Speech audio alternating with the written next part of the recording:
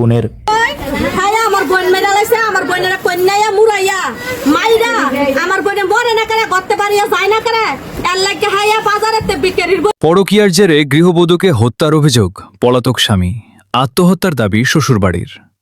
ব্রাহ্মণবাড়িয়ার বাঞ্ছারামপুর উপজেলার ছড়িমাবাদ ইউনিয়নের ঝুনারচর এলাকায় ৩ সন্তানের জননী গৃহবধূ আফরোজা বেগমের মৃত্যুকে ঘিরে রহস্য ও চাঞ্চল্যের সৃষ্টি হয়েছে।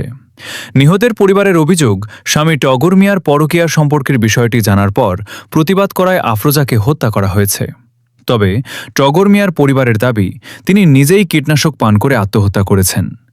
ঘটনার পর থেকে টগর মিয়া পলাতক রয়েছেন।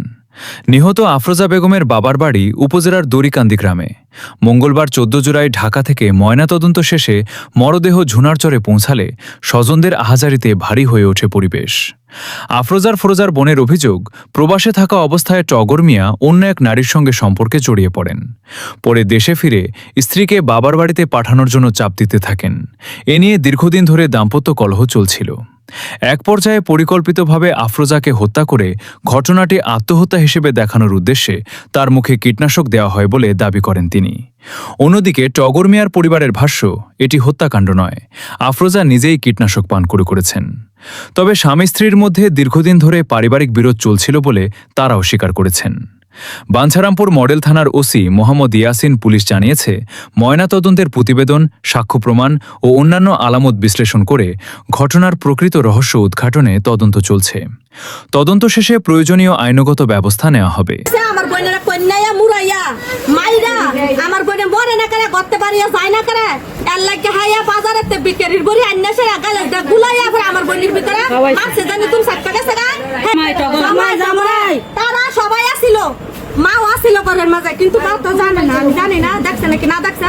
হ্যাঁ আমার বোনের মাইরা লাইছে, আমি হার ফাঁসি চাই, আর কিছু চাই না। বাড়িতে গেছে আফরোজা গিয়া ছোট বাচ্চাটা আমার বলে দিয়ে বলছে, ভাই এই বাচ্চাটা আমি মেরে দিলাম, আর আমাকে এই দোড়া বাচ্চাও আমাকে ফেরে খেলাম, মেরে থেকে মানুষ করে।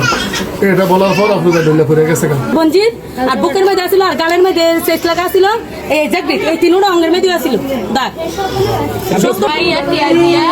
আমার মা চাইতেছে আমার বাইরে লইয়া আমার বাপা যে তার লোকে তাই কুম্বার গলা হারিয়ে নেই, আমি হয়ে গেছি।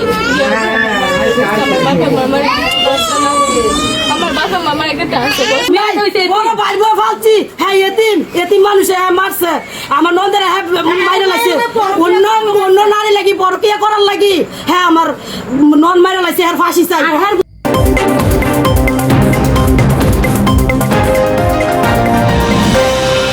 ডেইলি নিউজ বাঞ্ছারামপুর, সত্যের সন্ধানে প্রতিদিন।